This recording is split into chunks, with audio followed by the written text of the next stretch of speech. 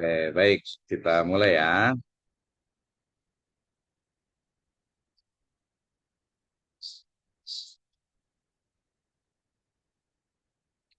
Baik, Bismillahirrahmanirrahim. Assalamualaikum warahmatullahi wabarakatuh.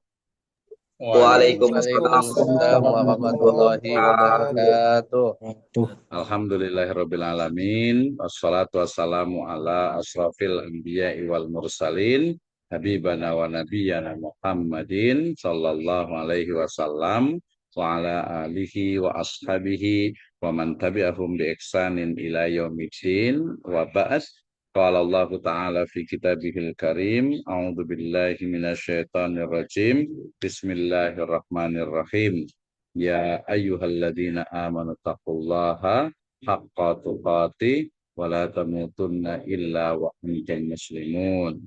Wa qala Rasulullah sallallahu alaihi wasallam man salaka tariqan yaltamisu fihi ilman sahhalallahu lahu bihi tariqan ilal jannah.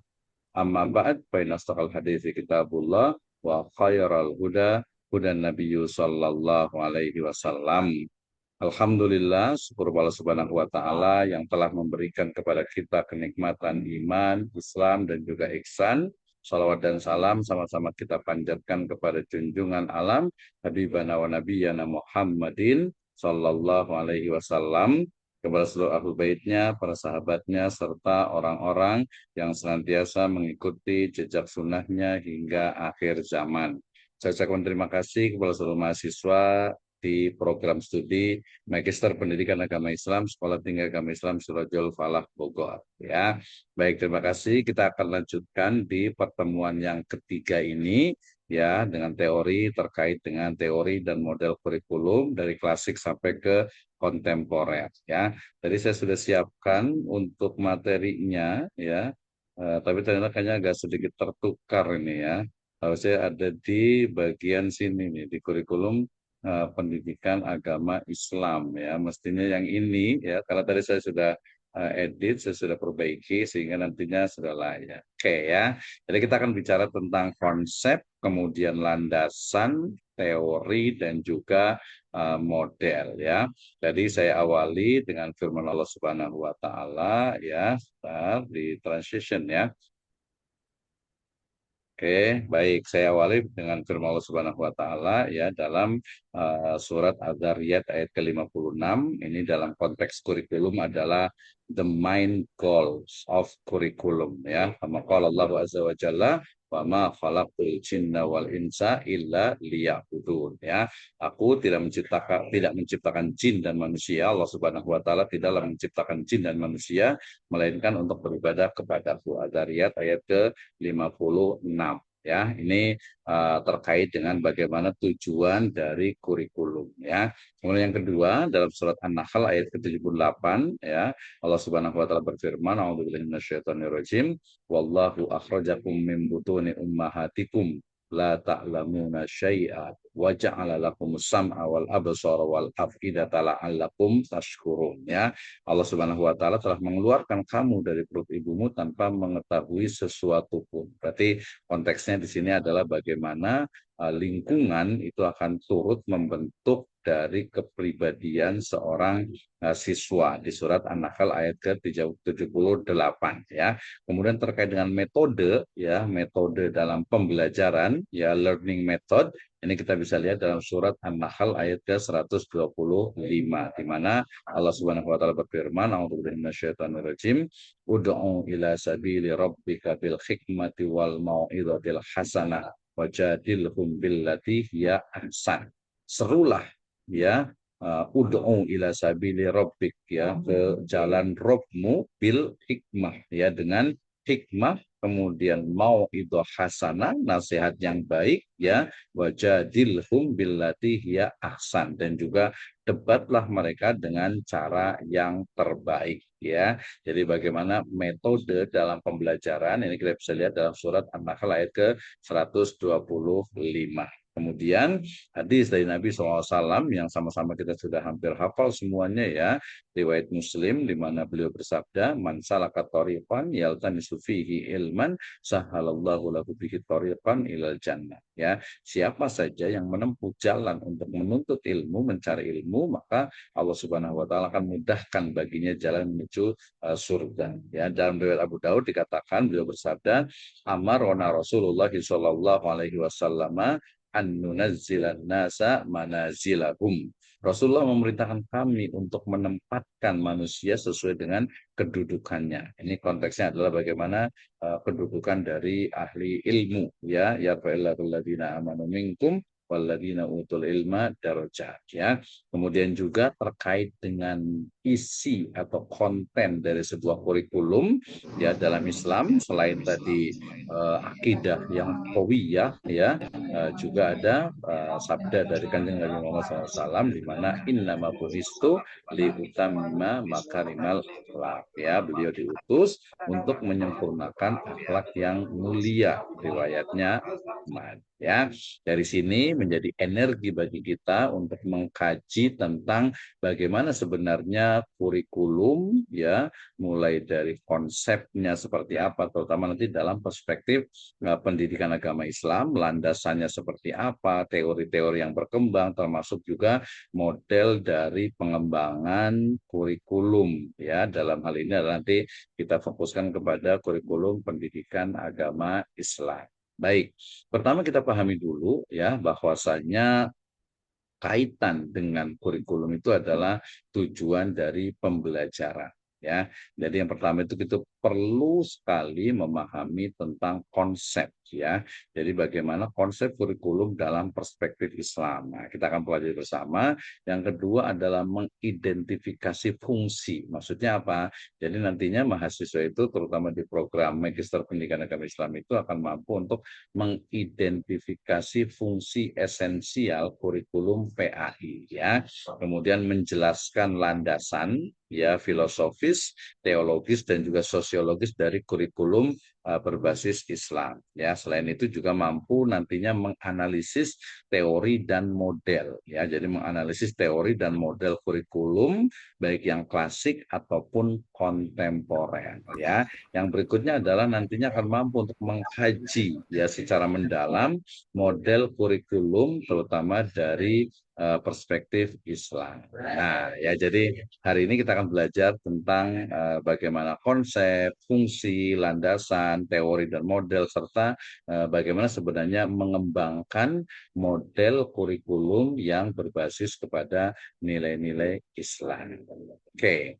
Kita kemarin sudah belajar tentang definition ya, definisi dari kurikulum ya, kurikule kemarin itu ya. Jadi kurikulum itu adalah rencana dan pengalaman belajar yang terstruktur dan sistematis ya. Di dalamnya tercakup elemen-elemen utama, yaitu pertama itu tujuan. Tadi kan ya tujuan, makanya kita ambil dari surat Ad-Dzariyat 56, wa ma khalaqtul jinna wal insa illa liya'budun. Itu tujuan tuh ya.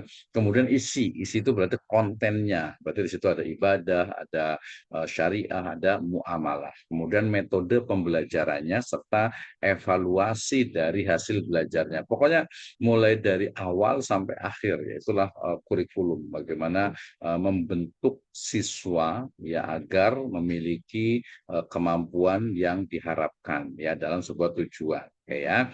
Jadi kalau bisa dikatakan ya boleh dikatakan bahwa kurikulum itu adalah blueprint ya atau cetak biru yang memandu seluruh proses pendidikan untuk mencapai sasaran yang ditetapkan. Misalnya sebuah pondok pesantren misalnya gitu ya, fokusnya adalah visinya itu adalah agar atau menjadi misalnya to the living Quran misalnya gitu ya, visi kan ya. Jadi caranya bagaimana, metode yang dilakukan. Pokoknya tujuannya itu adalah agar setiap siswa atau setiap santri itu mampu menghafal 30 juz. Gitu ya. Kan berarti dilakukan untuk gimana caranya itu agar tujuannya 30 juz itu tercapai. Isinya apa, metodenya apa, kemudian evaluasinya seperti apa. ya media yang digunakan itu seperti apa sampai kepada nantinya adalah pengembangannya itu seperti apa. Yaitu jadi itulah kurikulum. Ya makanya nanti ada beberapa yang ini kurikulumnya kemana nih? Mungkin bisa jadi ya bisa ketika kita gimana Pak kalau sekolah itu tanpa kurikulum, misalnya bukan tanpa kurikulum tapi kurikulumnya itu memang yang istilahnya itu tidak tertuliskan. Nah, dalam perkuliahan akademik ya dalam pendidikan agama Islam itu biasanya apa kurikulum itu selalunya adalah tercatat atau tertulis ya. Sekali lagi bahwa kurikulum itu adalah rencana dan pengalaman belajar yang terstruktur dan sistematis ya yang terdiri dari tujuan, isi, metode pembelajaran dan evaluasi hasil belajar. Oke ya. Nah, kalau kita lihat dari perspektif Islam nih, gimana nih ya? Jadi kalau dalam perspektif Islam kita bisa lihat pertama itu dari sisi rencana berbasis nilai Islam ini penting ya. Jadi bagaimana rancangan atau rencana ya pembelajaran yang berakar pada nilai-nilai dan ajaran Islam ya. Nah, ini mencakup biasanya kaitan dengan membimbing peserta didik menuju pemahaman yang komprehensif kan ya dari rencana berbasis nilai Islam. Yang berikutnya adalah membentuk insan beriman dan berakhlak. Tadi beriman maksudnya berakidah, bertauhid ya, berislam yang kafah lah seperti itu ya. Nah, ini bertujuan membentuk individu yang tidak hanya memiliki keimanan yang kuat, tetapi juga perilaku yang mulia, akhlak yang karimah tadi ya.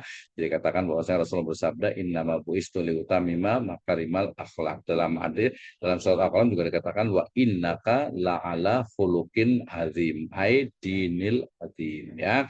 Jelas sekali membentuk insan yang beriman dan berakhlak. Kemudian dalam konteks isi atau konten di sana ada integrasi ya antara wahyu, kemudian akal dan juga realitas sosial di mana dalam pendidikan agama Islam itu mengintegrasikan bimbingan wahyu ya tentu saja wahyu ilahi kemudian juga penalaran akal sehat dan juga pemahaman realitas sosial untuk pendidikan yang sifatnya itu menyeluruh atau holistik ya. Nah, ya ini adalah pengertian dari kurikulum dalam Islam. Kenapa ya? Karena kita PAI ya pendidikan agama Islam, maka mau tidak mau harus memahami dari perspektif Islamnya. Oke.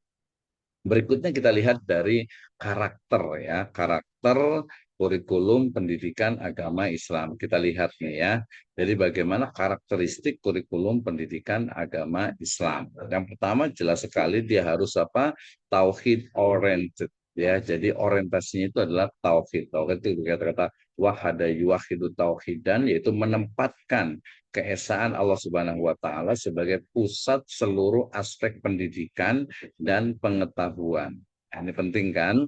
Jadi bagaimana tauhid itu menjadi tujuan orientasi utama dalam proses pendidikan. Sehingga tadi ada ayat 56 itu sangat mewakili sekali gitu ya. Oke, yang kedua adalah sifatnya itu holistik bahwa dalam pendidikan ini mestinya mengembangkan aspek kognitif. Jadi sebuah kurikulum, sebuah pedoman pembelajaran lah simpelnya itu ya, itu mestinya mengembangkan aspek kognitif, kemudian afektif, psikomotorik dan juga spiritual secara seimbang dan menyeluruh ya. Kalau pendidikan yang umum mungkin hanya bicara tentang kognitif, afektif, psikomotorik ya. Sementara kalau dalam Islam harus ada nilai-nilai spiritual ya, mungkin lebih tepatnya nilai-nilai keimanan ya yang seimbang dan menyeluruh.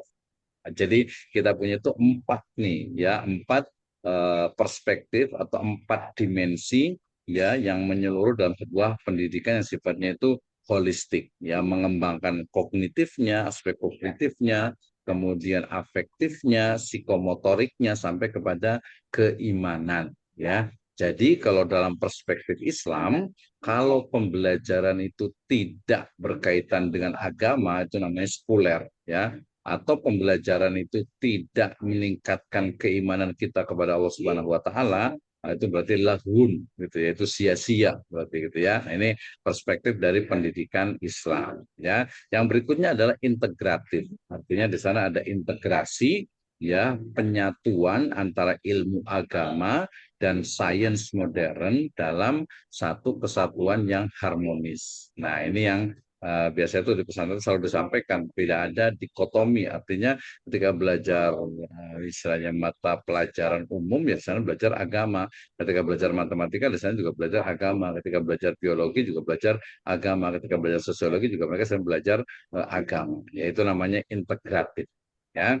Kemudian yang keempat adalah normatif, ya, di mana berpedoman pada syariat Islam. Nah, ini bedanya nih dengan istilahnya itu berbagai mata pelajaran yang lainnya, di mana mungkin yang lainnya itu bukan bicara tentang apa normatif ilahiyah, ya. Tapi kalau dalam Islam itu jelas dia harus didasarkan kepada apa? Kepada norma dalam Islam, ya. Semua model pembelajaran, media pembelajaran gitu ya, harus didasarkan kepada nilai-nilai utama Islam dan juga etikanya, ya. Yang berikutnya yang kelima adalah kontekstual dan adaptif, di mana kurikulum itu mestinya memang mampu beradaptasi dengan perubahan zaman dan relevan dengan konteks sosial budaya. Nah, ini ya, jadi dia harus adaptif, tapi juga harus kontekstual. Sekarang ini berkembang yang namanya kurikulum deep learning, diantaranya adalah meaningful, ya. Nah, di mana meaningful itu adalah bahwa ketika seseorang itu belajar itu ya memang ambak gitu ya, apa manfaatnya buat aku gitu ya. Sama kita belajar di sini juga sama gitu ya. Kita ngapain sih belajar sore-sore orang pada santai akhir pekan lagi gitu kan ya, Sabtu sore oh boleh jalan-jalan, kita enggak, kita belajar. Kenapa? Karena memang ada apa? Ada kepentingan di sana, ya, ada keperluan, ada relevansinya dengan masa depan kita, ya. Jadi dia harus kontekstual dan juga adaptif, ya. Di kurikulumnya juga sama, ya. Misalnya sekarang ini misalnya dalam pembelajaran kita kan ini online nih, ya, online ya, maka nanti untuk evaluasi juga online. Nah, untuk pembelajaran online itu berarti ya tidak hanya dengan tulisan tapi dengan apa, dengan ucapan, dengan apa, mungkin penyampaian lisan dan sebagainya untuk melihat dari sisi evaluasinya, ya. Dari karakteristik kurikulum Islam itu tauhid oriented, kemudian holistik, kemudian integratif, normatif, dan kontekstual serta adaptif. Oke, ya. Fungsinya apa? Ini penting ya. Jadi ketika kita bicara tentang sebenarnya kurikulum itu untuk apa sih? Tadi kan kita sebutkan secara definisi atau pengertian paham ya, bahwa yang namanya kurikulum itu adalah pedoman, ya, pedoman dalam proses pembelajaran, ya. Seperti apa tujuannya, apa metodenya, medianya, evaluasinya, kontennya, isinya, gitu ya. Jadi fungsinya untuk apa? Yang pertama, ya. Yang pertama fungsi dari kurikulum itu adalah apa? Yaitu fungsi teologis, ya, fungsi keagamaan. Kenapa harus ada kurikulum? Karena di sana dalam pendidikan agama Islam itu adalah menanamkan keimanan yang kuat dan nilai-nilai spiritual dalam diri peserta didik. Ya, ini kan jelas sekali kan. Jadi kenapa sih harus diajarkan pendidikan agama Islam? Ya agar siswa itu, agar murid itu memahami Islam, kemudian paham tentang keimanan, tentang keislaman, tentang ihsan, kemudian mampu melaksanakan agama itu dan sampai nanti mendakwahkannya, ya. Ini adalah fungsi teologis. Yang kedua ada fungsi pedagogis, di mana menyediakan kerangka kerja untuk mengorganisasi proses pembelajaran yang efektif, ya kan. Jadi ketika kita itu mengajarkan PAI, gitu, seorang guru mengajarkan PAI, mata pelajaran pendidikan agama Islam, maka dia harus mampu untuk mengorganisasi proses pembelajaran yang efektif, ya. Jangan sampai ya seperti sekarang mungkin banyak terlihat gitu ya, banyak kejadian di mana istilahnya itu pendidikan agama itu kadang terutama di SD SMP SMA itu kurang diperhatikan, ya. Kurang diperhatikan pendidikan agama, giliran nanti apa istilahnya muridnya itu nakal atau mungkin mengalami bullying atau melakukan pelaku bullying, maka yang disalahkan adalah guru agama, gitu ya. Padahal guru agama itu sudah tidak kurang-kurangnya untuk mengajarkan agama, ya. Ini fungsi pedagogisnya, ya. Yang berikutnya yang ketiga adalah fungsi kultural, di mana dalam kurikulum pendidikan Islam ini mentransmisikan warisan peradaban dan budaya Islam dari generasi ke generasi. ya. Artinya kalau kita ngajarkan, oh Islam itu begini gitu ya, yang misalnya yang perempuan kalau sudah balik pakai hijab gitu ya, kemudian laki-lakinya pakai pakaian yang rapi. Jadi mewariskan. Jadi fungsi kultural dari kurikulum itu adalah memang mentransmisikan warisan peradaban dan budaya Islam dari generasi ke generasi. Ya, yang berikutnya, yang keempat adalah pengembangan fitrah, ya, karena di sebuah riwayat dikatakan apa tadi, kullu mauludin yuladu alal fitrah, ya, setiap manusia itu dilahirkan dalam keadaan fitrah, fabuahu yuhawidanihi au yumajisanihi au yunasironihi, ya. Jadi setiap manusia itu lahir dalam keadaan fitrah, ya, dalam keadaan Islam, dan orang tuanya lah yang menjadikan dia itu Yahudi, Nasrani atau Majusi. Ya, jadi kurikulum, ya, pendidikan Islam itu adalah upaya untuk membantu peserta didik mengembangkan potensi bawaan fitrah sesuai dengan ajaran Islam, ya. Dan yang terakhir adalah adaptasi sosial, ya, di mana dalam pembelajaran ini kan harus ada kurikulumnya, ya. Kurikulumnya sendiri adalah untuk mempersiapkan individu untuk beradaptasi dan berkontribusi positif dalam masyarakat. Ya, misalnya nih, dulu teman-teman yang mungkin sekolah di SD, SMP, SMA, SMP, SMA terutama, ya, atau MTs Alia, belajar tentang algoritma gitu ya, tentang algoritma. Ini apa fungsinya gitu? Mungkin tidak tahu persis gitu ya algoritma itu. Tapi kemudian atau mungkin yang lain juga belajar sejarah. Kenapa sih nyebelin banget belajar sejarah gitu? Sekarang ini kita baru tahu, oh iya, kenapa belajar belajar sejarah? Karena kita akan tahu bagaimana sejarah yang sebenarnya. Jadi menyikapi sejarah itu dengan benar. Kemudian tadi kenapa belajar algoritma? Sekarang itu anak SD itu sudah diajari mata pelajaran coding, ya, coding untuk bagaimana dalam implementasinya di dunia IT, terutama di website, ya, komputer, internet dan yang lainnya. Nah, seperti itu ya. Jadi ini adalah fungsi dari adaptasi sosial. Jadi mempersiapkan individu, sama sih sebenarnya, mempersiapkan individu untuk beradaptasi dan berkontribusi positif dalam masyarakat. Jadi kalau kenapa ditanya lagi, kenapa kita kuliah S2? Ya jawabannya adalah agar kita itu mampu beradaptasi dan berkontribusi positif kepada masyarakat. Ya mungkin yang masih S1 gitu kan, ya, mau kuliah S2, oh berarti mungkin ada yang mau jadi kepala sekolah, ada yang ingin meningkatkan karirnya, atau mungkin ada yang pengen jadi dosen, atau mungkin biar ilmunya bertambah gitu. Rata-rata kan jawabannya, kenapa kuliah? Oh biar talabul ilmi, biar tambah ilmu. Oke lah, itu bagus sekali ya, mendapatkan ridho dari Allah Subhanahu wa taala. Nah, itu juga benar juga, itu adalah fungsi dari kurikulum, ya, dalam Islam tentu saya perspektifnya. Oke. Landasan filosofis kita bisa lihat dari filosofi ini, sebenarnya itu adalah ke arah pemikiran mendasar, ya. Jadi juga kembali juga kepada tauhid sebagai pusat, ya. Jadi filsafat pendidikan Islam, nanti ada beberapa mata kuliah sebenarnya saya juga mengajar di filsafat pendidikan agama Islam, itu adalah berpusat kepada konsep tauhid, yaitu mengesahkan Allah Subhanahu wa taala gitu ya, yang menjadi sumber segala ilmu dan nilai. Ini landasannya, ya. Yang kedua adalah konsep manusia. Manusia itu apa sih? Inni ja'iluka fil ardi khalifah. Khalifah itu apa sih sebenarnya, ya?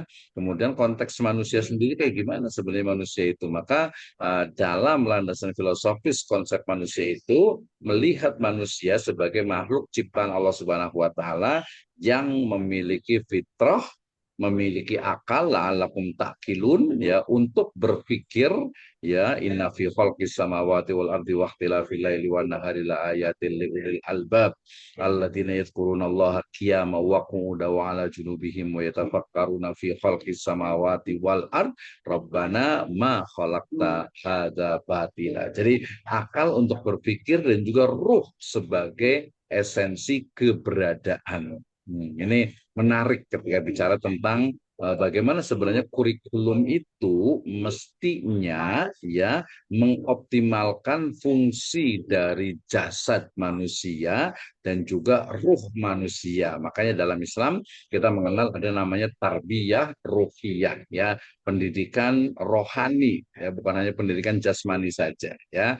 Nah, kemudian landasan filosofi yang ketiga dari sisi epistemologi itu adalah integrasi epistemologi, ya, di mana dalam epistemologi Islam itu menyatukan epistemologi wahyu Quran dan hadis dengan akal rasional dalam pencarian kebenaran dan pengetahuan ya. Jadi kalau belajar filsafat itu ada bagian yaitu epistemologi atau teori ilmu pengetahuan. Yang dibahas adalah tentang sumber dari ilmu pengetahuan, kemudian sifat kebenaran dalam ilmu pengetahuan, serta bagaimana memperoleh ilmu pengetahuan atau kebenaran dalam ilmu pengetahuan. Jadi ada integrasi epistemologi ya. Kalau di epistemologi barat kan selalu sumbernya itu adalah akal dan juga panca indera. Sementara dalam Islam itu ada yang namanya metode bayani, metode burhani, metode irfani, ya, metode isyari.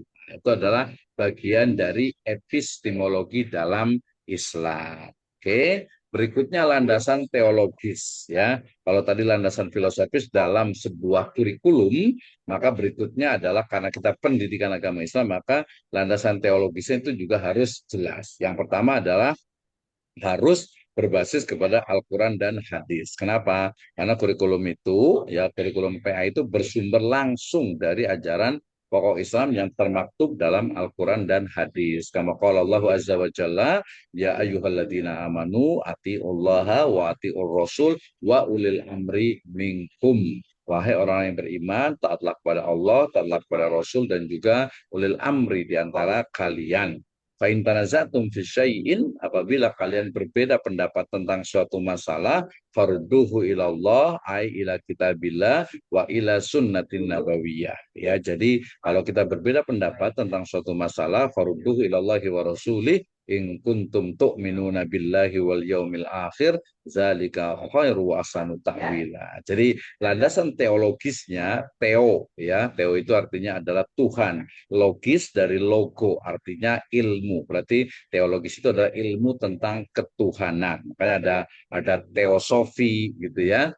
Itu adalah teo itu artinya adalah Tuhan dalam konteks bahasa Latin dan juga Yunani ya, teologis. Oke. Nah, kemudian yang berikutnya, kalau tidak ada nasnya secara qot'i di dalam Al-Quran, maka mestinya dia harus selaras dengan syariat Islam ya. Setiap materi dan metode pengajaran harus sejalan dengan prinsip-prinsip syariat Islam untuk menjamin kesesuaian nilai. Ya, misalnya ada yang bertanya, kenapa sih agama itu penting dalam pembelajaran? Ya, sangat penting sekali. Kenapa? Karena dalam agama itu memanusiakan manusia.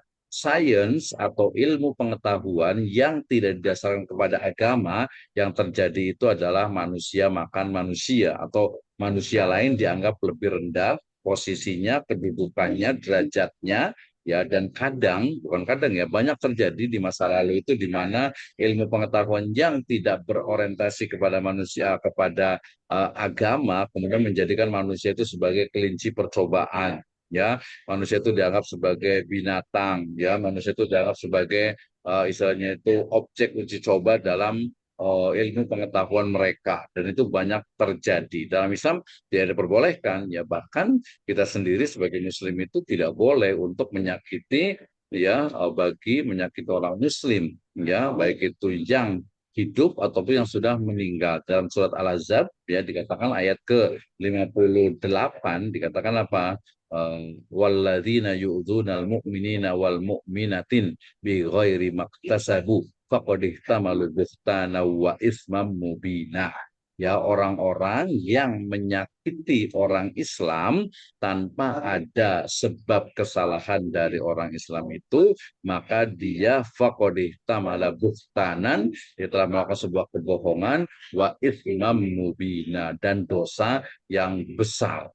Nah, gitu ya. Jadi jelas sekali dalam konsep kurikulum Islam itu adalah harus dia itu bertujuan mewujudkan kemaslahatan umat ya, menjaga orientasi kepada maqasidus syariah, ada hibduddin, ada hibdun nafas, ada hibdul aql, ada hibdun nasl, ada hibdul mal, ada hibdul bi'ah ya. Itu adalah bagian dari kurikulum yang mestinya berorientasi kepada pertama adalah teks qot'i Al-Quran dan hadis, kalau ada nilai-nilai selaras dengan syariat dan selalu berorientasi kepada maqasidus syariat. Inilah bedanya antara kalau kita belajar kurikulum yang umum dengan kurikulum pendidikan agama Islam. Ya, ini landasan teologis. Yang berikutnya adalah landasan sosiologis, ya, di mana kurikulum pendidikan agama Islam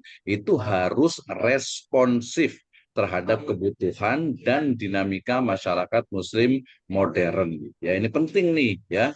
Jadi bagaimana ketika kemarin saya ngawas satu PLPK, ya, mahasiswa mengajar, ketika dia mengajar misalnya ketika dia mengajar sejarah kebudayaan Islam, ya, tentang Sirah Nabawiyah misalnya gitu, ya, dia hanya cerita saja, ya, anak-anak yang mungkin cerita, kalau ceritanya mungkin interaktif kan agak menarik, tapi kalau hanya menyampaikan kayak ceramah ya orang boring, ya, bosen, apalagi generasi alfa dan generasi beta sekarang gitu, ya. Nah, maka dalam pembelajaran itu harus mengkorelasikan dengan masalah-masalah yang sifatnya itu lebih yang sifatnya itu lebih kekinian dan bersentuhan dengan kehidupan sehari-hari mereka, ya.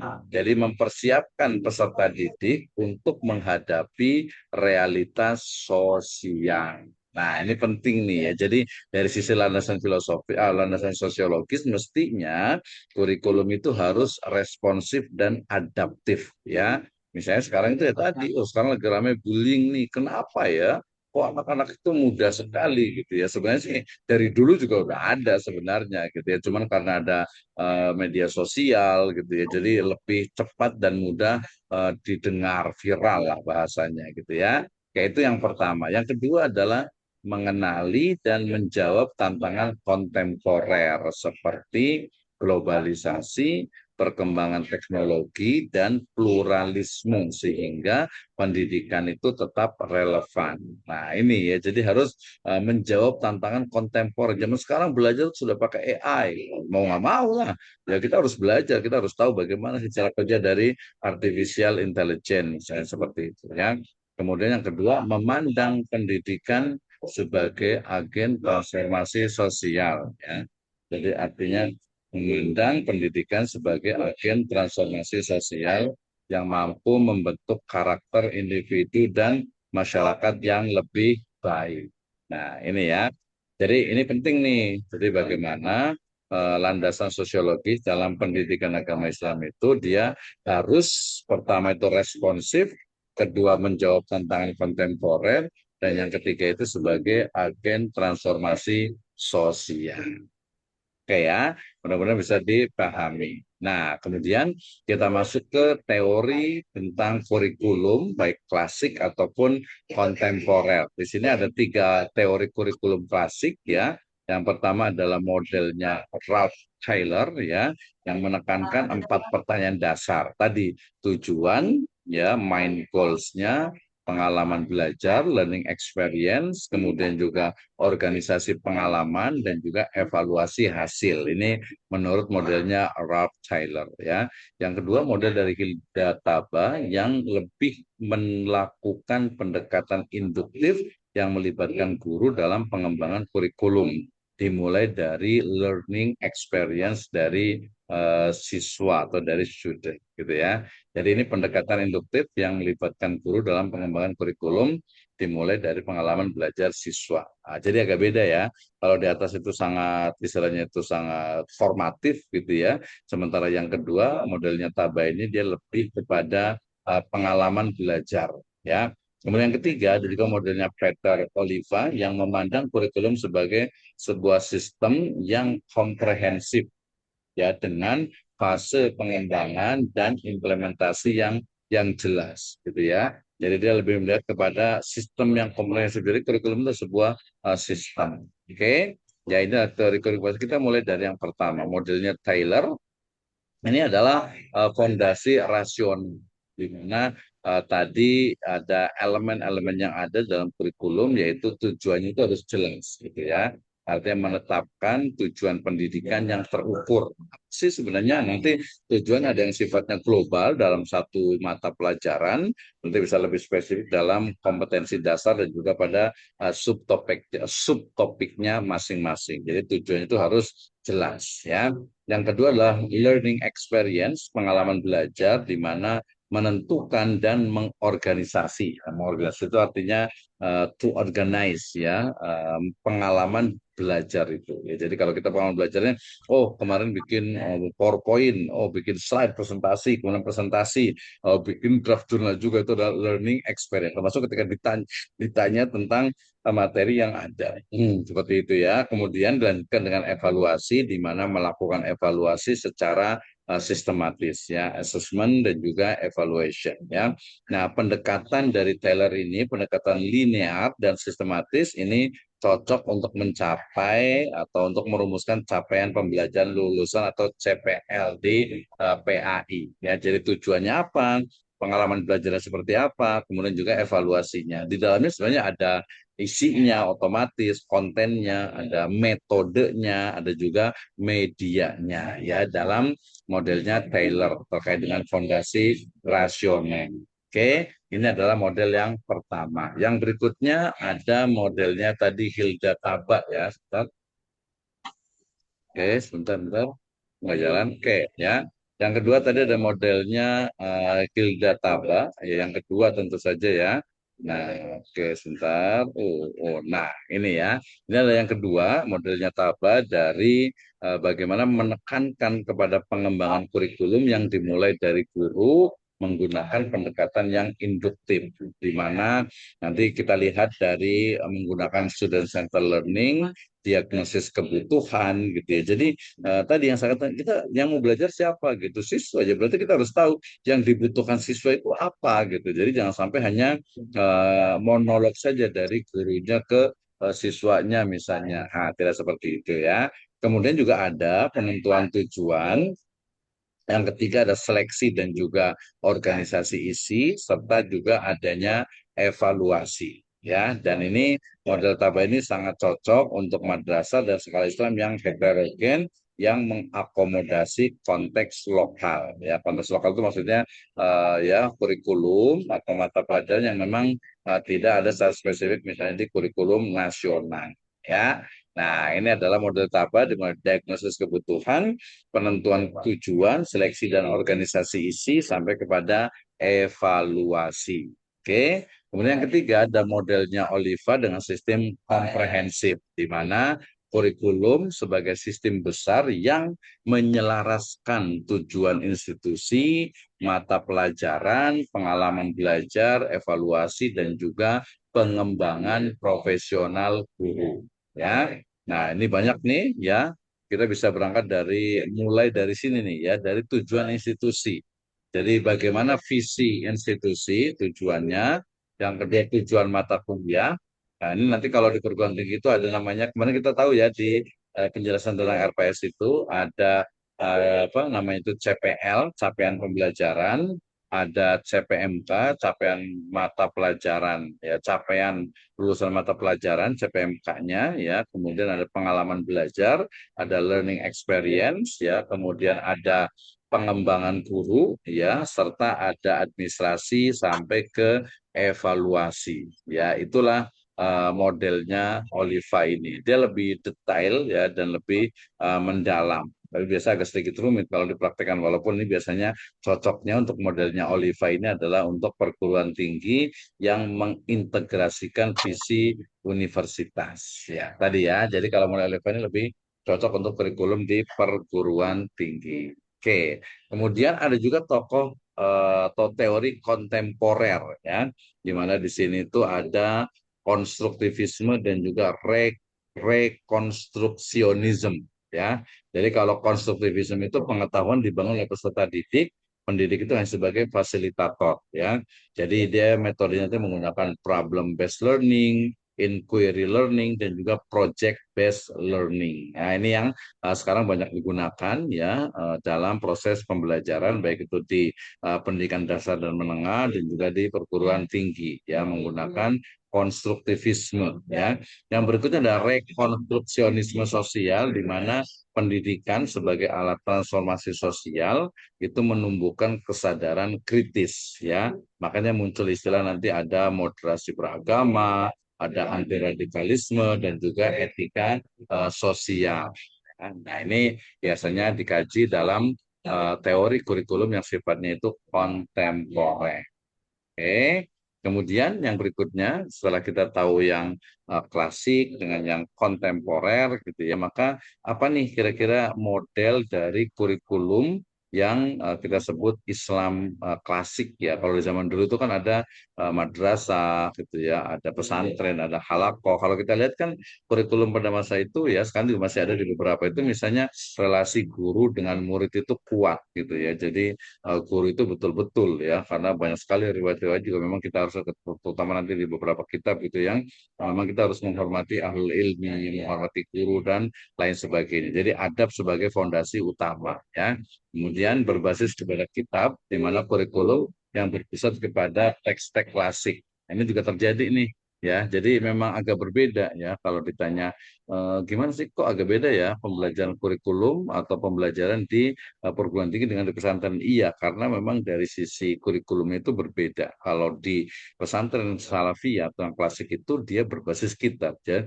Satu kitab selesai, kemudian nanti pindah ke kitab lain lagi, pindah ke kitab lain lagi. Gitu. Jadi dia walaupun sebenarnya ada di sana itu urutannya, kitab yang paling mudah dulu, kemudian yang lebih lebih spesifik atau yang lebih rumit gitu sampai yang nanti levelnya tinggi itu sebenarnya ada gitu ya. Tapi tetap saja dia adalah berbasis kepada kitab ya.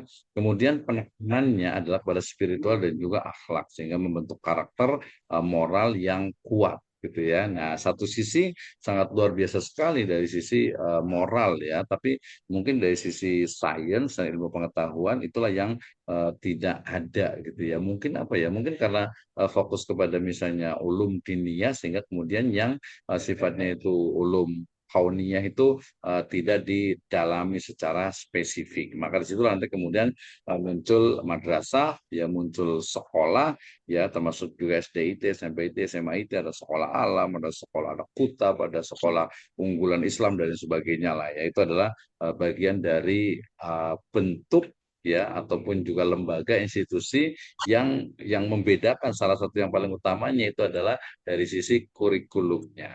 Oke, next, model kurikulum Islam kontemporer sekarang ini sudah terkenal ya, sudah cukup lama ya kita mengenal ada istilahnya itu adalah Islamisasi sains ya atau Islamisasi ilmu di mana ide utamanya ada Ismail Rozi Al Faruqi, ada Syed Naqwi Palatos gitu ya dan yang lainnya yang mereka mencoba untuk mengintegrasikan antara ilmu modern dan nilai wahyu. Di sana ada rekonstruksi epistemologi ya bagaimana epistemologi sebagai teori ilmu pengetahuan yang ada di barat itu kemudian dicoba untuk dibangun kembali dari perspektif Islam. Salah satunya adalah misalnya sebuah sumber ilmu pengetahuan ternyata itu bukan hanya dari panca indera tapi juga dari wahyu Allah Subhanahu wa taala. Nah, seperti itu ya. Itu yang pertama tuh. Yang kedua adalah berbasis makosid, di mana tujuan pendidikan itu diturunkan dari 5 tujuan dasar syariah. Ya, ada makosidul khamsah, yaitu tadi yang saya sebutkan ada hibdun nafas, ya mulai dari hibduddin, hibdun nafas, hibdul akal, hibdun nasal, hibdul mal, hibdul bi'ah, hibdul irid, nah, gitu ya. Jadi mesti ya harus wajib bahkan ya. Jadi kurikulum Islam itu berbasis kepada makosidul syariah ya dan termasuk dari sisi sains ilmu pengetahuan itu adalah dia harus integratif ya tidak ada dikotomi ilmu agama dan umum dan melakukan pendekatan interdisipliner ya zaman sekarang itu tidak bisa melihat hanya dari satu perspektif ilmu saja ya jadi sayang sekali ketika ada orang mungkin dia melihat hanya dari sisi disiplin ilmunya saja padahal satu masalah itu bisa dilihat dari berbagai perspektif ya. Ketika kita melihat suatu permasalahan dari sudut dari berbagai sudut, dari berbagai perspektif, maka kita insya Allah akan lebih bijaksana dan juga bijak sini. Ya, nah ini pentingnya bagaimana kurikulum Islam yang kontemporer. Ya, oh tadi ke klasik ya. Ini tadi yang klasik, kemudian yang kontemporer, kemudian relevansinya nih kita lihat nih. Jadi gabungan antara yang klasik ya, kemudian kontemporer, kemudian dalam ranah pendidikan agama Islam. Kalau pertama kita lihat di Taylor ya, teori dari pengembang kurikulum Taylor itu lebih sistematik dan mudah diterapkan dengan menggunakan OBE ya, Outcome Based Education, Outcome Based Education ya. Nah ini kurang menangkap dimensi spiritual ya, karena memang teorinya dari Barat sana yang melihat ya udah pendidikan pendidikan aja, tidak ada kaitan dengan agama gitu ya. Jadi memang sih sistematik gitu, tapi kurang menangkap dimensi spiritual ya. Sementara modelnya Taba kita lihat dia kontekstual dan guru itu aktif ya.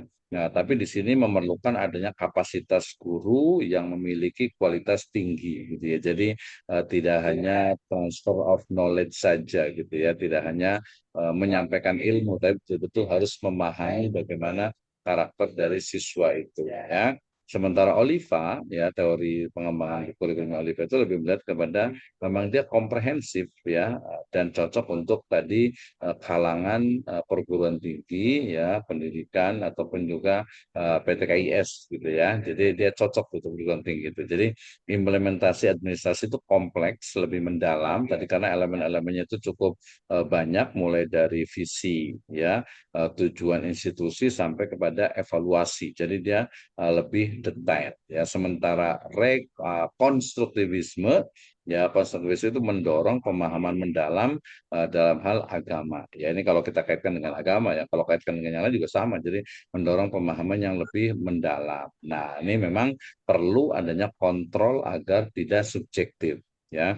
Jadi mendalam pemahamannya sih, tapi ternyata mungkin cenderung liberal misalnya, ini juga perlu hati-hati ya. Kemudian rekonstruksionisme ini yang terakhir, ini sesuai dengan misi PAI, perubahan pendidikan agama Islam, perubahan sosial dan juga perubahan individu dari yang kurang baik menjadi baik ya, dari yang baik menjadi istimewa. Ya, resikonya kaitannya dengan politisasi pendidikan, di mana mungkin ada beberapa hal yang kebijakan-kebijakan itu cenderung mungkin mempolitisasi dari pendidikan yang ada. Ini juga bisa terjadi. Ya, yang terakhir tadi yang kontemporer kan ada humanistik ya, jadi selaras dengan pembentukan akhlak ya, tetapi kurang menekankan kepada ketegasan norma ya.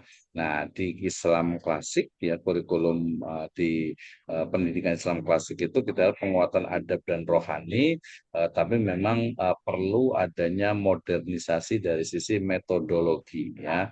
Perlu ada modernisasi di sana ya. Kemudian yang kontemporer juga Sayyidina Qiblatus Sinologi Al-Faruqi, ada Islamisasi ilmu, di mana integrasi antara ilmu kauniyah dengan ilmu kauliyah ya. Nah, memang ini sampai hari ini pun jadi implementasi itu masih belum apa ya, masih mungkin dianggapnya itu rumit gitu. Jadi dalam pelaksanaannya kalau teorinya sih mudah sebenarnya gitu. Teorinya mudah, artinya itu ya udah istilahnya itu apa? Ketika belajar agama, ketika kita belajar apa umum gitu ya, maka terintegrasi ya. Nah, kemudian nanti ada makosid base di mana harus relevan dan juga fleksibel dan perlu indikatif terukur. Nah, ini berarti perlu ada pengembangan nih bagaimana makosid base itu sebagai dasar dalam pendidikan agama Islam ya. Terakhir ada integratif di mana menjawab tantangan zaman ya, mengintegrasikan berbagai disiplin ilmu eranya sekarang itu, tapi memang perlu memerlukan SDM atau sumber daya manusia yang tinggi ya terkait dengan pengembangan dari kurikulum ini. Oke, sampai di sini dan kita bisa diskusi bersama terkait dengan kurikulum pendidikan agama Islam. Nanti saya akan sharekan materinya. Oh, saya langsung share saja ya kayaknya ya di sini di materi ini supaya nanti bisa dibaca kembali.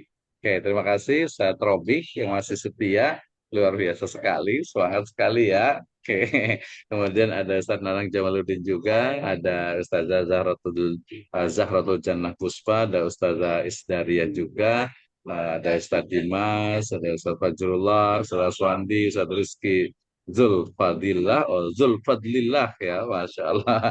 Ustadz Heru juga dan sebagainya. Oke, Alhamdulillah. kita punya waktu masih cukup panjang, lebih kurang 45 menitan ya. Saya akan membuka diri termasuk untuk yang materi, kemudian juga untuk diskusi, kemudian juga untuk tesis gitu ya. Nah, kemudian ini kan sudah pertemuan yang ketiga. Kemudian ada yang nanya, semangat banget nih, udah mau presentasi aja nih gitu ya. Jadi kalau untuk presentasi boleh, insya Allah seperti yang kemarin saya katakan, boleh mulai dari pertemuan yang keempat, gitu ya. Jadi Senin depan yang mau presentasi itu boleh, tapi nanti kita bisa, saya fleksibel sih, bisa materi dari saya dulu, mungkin saya lebih sedikit, mungkin saya hanya 30 menit atau mungkin hanya 20 menit mengantar, setelah itu nanti langsung presentasi, baru ke diskusi. Presentasi juga, kita juga fleksibel, mungkin pertama itu kalau yang siap dua ya dua, kalau satu dulu juga tidak apa-apa ya. Jadi kita fleksibel gitu ya, sangat fleksibel sekali. Artinya, satu dunia siap nih, siapa nih? Nah, kita berarti nanti komunikasi dengan siapa untuk koordinatornya, yaitu tadi saya udah lihat ya, Ustadz siapa? Ustadz mana tadi ya? Eh, Ustadz siapa? Ketua koordinatornya nih? Nggak kelihatan, tadi ada ya, Ustadz Rizal, Masya Allah, Barakallahu Fik. Oke, Ustadz Rizal tadi di layar yang kedua ya Ustaz Rizal ya. Oke, terima kasih Ustaz Rizal. Nanti jadi kita akan bagi untuk presentasi mulai pekan depan. Nanti silahkan diurutkan siapa saja gitu ya. Dan seperti saya pernah sampaikan bahwa presentasinya topiknya juga sama dengan draft untuk artikel jurnalnya. Ya, sementara nanti untuk kemampuan dari sisi materinya, saya juga memerlukan adanya nanti semacam mungkin pas di UTS-nya gitu, selain juga menyerahkan draft untuk artikel jurnalnya, yaitu nanti kita bisa semacam ya orang bilang itu ujian lisan lah gitu ya, tapi mungkin lebih banyak ke diskusi ya. Dan nanti ke satu desa saya juga minta bantuan untuk yang peserta yang aktif gitu ya, yang rajin, dinamis, efisien, hemat baterai, serbaguna, tahan lama gitu ya. Nah itu dicatat ya, kayak gitu ya. Kayak yang rajin kemarin siapa ya? Belum kita lihat nih, gitu ya. Tapi yang paling rajin tadi hadir duluan itu siapa tadi ya? Tapi ada rekamannya, tenang saja. Ustadz Robih kayaknya ya, yang hadir duluan kayak atau Ustadz Heru ya. Nanti kita akan lihat. Itu ya Ustadz Rizal ya. Dan nanti saya minta bantuan juga untuk dicatat nama-namanya yang rajin gitu ya. Itu mungkin untuk ziyadah lah ya untuk tambahan. Selain juga presentasi, keaktifan, kemudian juga nanti UTS dengan UASnya itu satu sama, tidak jauh berbeda. Oke, silakan. Any question? If you have maybe about your idea, saya persilahkan. Mangga, Bapak dulu. Siap. Silakan, Ustaz Robi. Baik, mohon izin Pak Dokter dan kawan-kawan Mhm. semua. Apaan Pak Dokter, suaranya jelas. Jelas, jelas. Ini kayak langsung presentasi kayaknya nih. Baik, Silakan, baik Ustaz Pak Robi. Kita Dokter. santai aja Ya, ya, ngobrol sore-sore gitu sambil iya ngeteh atau betul. ngopi gitu ya. Silakan, Ustaz Robi, gimana? Iya, ini di masjid tempat anak tinggal udah sholawatan nih. Serasa mau maghrib. Udah mau selesai aja nih, padahal baru enam belas Iya, lima puluh tujuh nih iya. selesai Padahal nih. baru jam 5 ini udah ada yang sholawatan. Nggak apa-apa. Jadi kita azan Ya, yang duluan kita langsung selesai gitu ya. baik, Tenang aja. baik Pak. Ya. Iya, baik Oke, Pak Dokter. Robi gimana nih? Ada yang mau disampaikan? Iya, pembahasan alhamdulillah cukup menarik. Menarik banget lah dari pertemuan pertama sampai dengan pertemuan ketiga ini. Cuman yang jadi ganjalan di hati terkait pendidikan Islam di bumi Nusantara, Pak Dokter ya. Terus gimana nih? Ya, jadi kan kita ketahui bersama negara kita bukan negara berbasis ideologi Islam, bukan negara Mhm, Islam juga, dan tidak menerapkan mhm, syariat Islam. Hanya mhm. saja, alhamdulillah ada di ideologi negara kita yaitu Pancasila ya. Pancasila yang pertama yaitu ketuhanan yang Maha Esa. Ya, betul. Ya, dan negara kita menjunjung tinggi adab akhlak, etika moral untuk apa namanya di pendidikan tersebut. Mhm. Nah, yang jadi pokok pertanyaan yaitu kalau dilihat dari analisis sederhana untuk mapel PAI aja di tingkat SD, SMP ya, di luar Mhm. SMA, di luar yang berbasis agama seperti MTS, MA ya, MI, Mhm. jamnya itu kurang ya, jam Mhm. pengajarnya kurang. Terus Mhm. ditambah dengan sekolah negeri yang berbasis Islami seperti MTSN atau Madrasah Ibtidaiyah Negeri, Madrasah Aliyah Mhm. Negeri di wilayah kita ini sangat sedikit ya dibandingkan dengan yang berbasis SMPN atau SMAN. Nah, Mhm. nah ini menurut pandangan Pak Dokter, kenapa ya bisa terjadi ketidaksesuaian dengan apa namanya yang dinas pendidikan dengan yang di bawah Kementerian Agama. Sedangkan ideologi negara kita kan Pancasila yang pertama itu Mhm. ketuhanan yang Maha Esa. Mungkin Pak Dokter bisa sedikit memberikan pencerahan kepada saya khususnya dan umumnya kepada kawan-kawan semua gitu. Oke, terima kasih Ustaz Robi ya, luar biasa sekali nih. Nanti sebenarnya ada satu mata kuliah kalau nggak salah ya, kemarin yang ngajar tuh Bu Dr. Darlina ya tentang kebijakan pendidikan di Indonesia ya. Kayaknya itu belajar juga di situ dan juga nanti terkait juga dengan satu tema utama yaitu politik pendidikan gitu ya. Nah, ketika bicara tentang politik pendidikan atau sama juga ya kebijakan pendidikan khususnya adalah pendidikan atau kebijakan pendidikan agama Islam, kita perlu melihatnya secara komprehensif ya, mulai dari ya sejarahnya awalnya. Nah, ya, jadi pertama kita pelajari dulu kenapa sih muncul misalnya SD negeri, ya, kenapa ada SD Impres, ada SMP, SMA, padahal sebelumnya itu sudah ada pondok pesantren, sudah ada madrasah gitu ya. Madrasah dalam konteks yang madrasah diniyah itu kan sudah ada. Nah, ini menjadi hal yang menarik gitu ya. Yang menarik dalam artian itu untuk menjawab pertanyaan tadi yang kenapa fenomenanya kok malah katanya Pancasila ketuhanan yang Maha Esa kok mata pelajaran PAI di sekolah negeri itu kok hanya 2 jam gitu ya, rata-rata 2 jam lah gitu ya. Nah, kenapa seperti itu? Nah, kita bisa jawab clear sekali. Pertama mulai dari bagaimana munculnya tadi sekolah kita sebutnya sekolah umum ya, SD negeri, SMP negeri, SMA negeri, SMK negeri sampai ke perguruan tinggi negeri gitu ya. Jadi mereka hadir memang di tengah. Kalau kita lihat perubahannya sebenarnya cukup signifikan, cukup bagus malah gitu ya. Kalau maksudnya dibanding dengan sebelumnya, kita tahu bahwa munculnya sekolah dasar gitu ya, yang negeri itu adalah memang kan kita tahu dulu ada SR ya, sekolah rakyat gitu ya. Kemudian juga ada sekolahnya para bangsawan. Dan kalau kita nanti pelajari tentang sejarah pendidikan Indonesia, bahwa justru pada masa lalu yang dipelajari di misalnya SD itu nggak ada kaitan dengan agama gitu ya. Jadi agama itu tidak dimasukkan malah gitu ya. Justru agama dimasukkan tuh ketika adanya Kementerian Agama dibentuk gitu ya. Jadi awalnya ya udah sekolah itu dianggapnya umum gitu. Makanya ya kalau kita lihat contohnya sekarang tuh ya di Singapura dan negara-negara Western lainnya, di mana sekolah itu ya udah sekolah itu ya pelajaran umum aja gitu ya. Pelajaran umum nggak ada kaitan agama itu jangan dimasukkan gitu ya. Dan saya pernah baca beberapa literatur tentang bukunya Pak Profesor Dr. Mahmud Yunus tentang sejarah pendidikan di Indonesia, sejarah pendidikan Islam di Indonesia bahwa sekolah-sekolah pada masa lalu, pada masa Belanda itu mereka belajarnya betul-betul umum gitu ya, bahkan belajar di awal tuh nyanyi, matematika, bahasa Belanda gitu ya, gak ada pelajaran agamanya. Nah itu kenapa? Ya karena paradigma, worldview, cara berpikir, ideologi mereka memang kelahiran dari istilahnya itu kelanjutan dari gerakan Renaissance ya sekulerisme yang memang membedakan antara agama, memisahkan antara agama dengan politik, dengan negara, dengan pendidikan juga. Dan nanti sebenarnya dari sisi ideologisnya itu selain juga tadi sekulerisme juga pragmatisme. Ya, makanya sekarang misalnya di SMK ya baik itu SMK negeri ataupun SMK swasta pasti SMK itu bisa katanya gitu karena mereka memang untuk kerja gitu ya.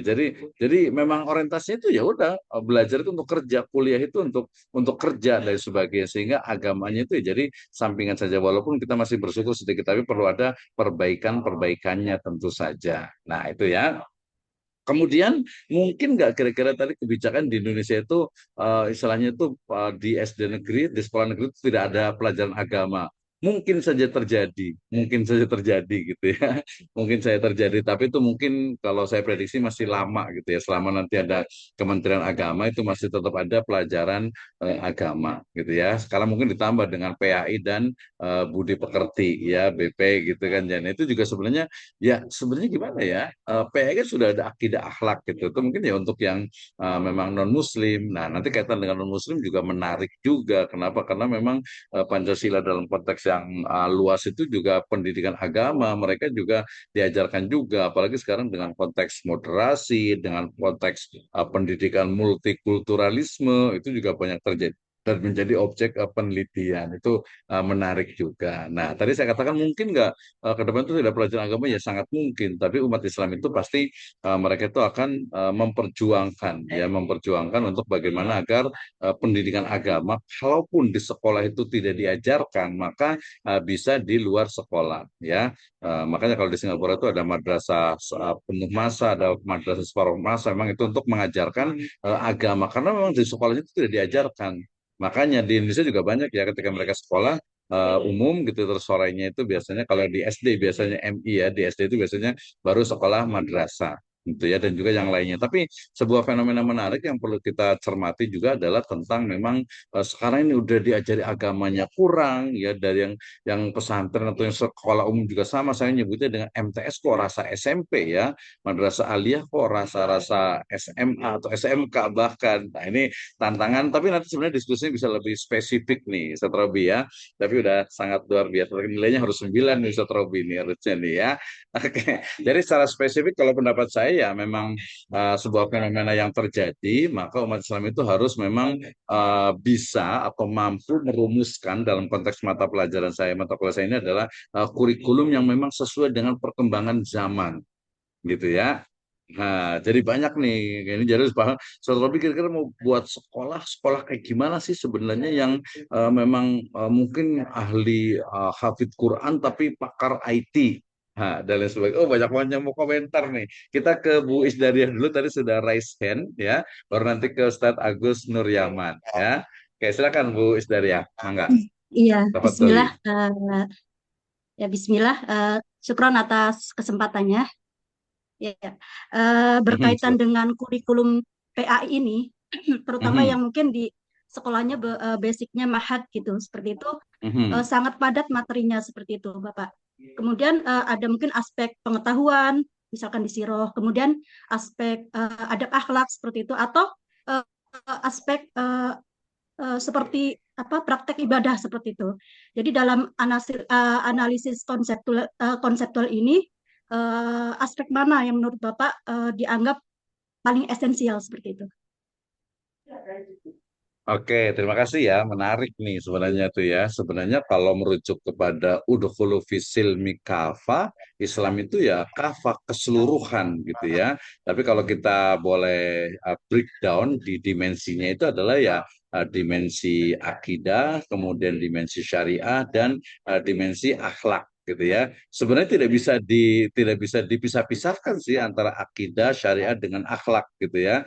Ya, kalau suruh milih gitu ya, ya pertama pasti dari sisi dimensi akidahnya. Nah, kayak saya pilih dimensi akidah atau dimensi tauhid. The big problem adalah bagaimana sebenarnya mengajarkan tauhid atau akidah kepada anak. Kalau hanya ceramah, lecturing, hanya penyampaian itu kurang meaningful, sehingga diperlukan adanya ya dalam kurikulum itu metode pembelajaran dan juga pendekatan pembelajaran yang bisa diterima oleh anak ya, kemudian juga lebih kontekstual di era sekarang, misalnya dengan student center learning dan juga dengan metode-metode yang lebih dianggap mendekati untuk pemahaman terhadap akidah gitu ya. Misalnya begini, kalau kaitan dengan akidah itu kan juga makanya kalau di Kementerian Agama itu akidah akhlak gitu ya, karena dikaitkan karena buah dari akidah itu mestinya itu adalah akhlak ya. Kemudian kalau kurikulum sekarang dengan KBC, kurikulum berbasis cinta, kan ada cinta kepada Allah, pancacita itu ya, pancacinta ya, cinta kepada Allah, cinta kepada Rasul gitu, cinta kepada sesama. Nah, cinta kepada Allah dan Rasul itu kan sebenarnya ada buktinya, makanya adab kepada Allah, ada adab kepada Rasul. Nah, itu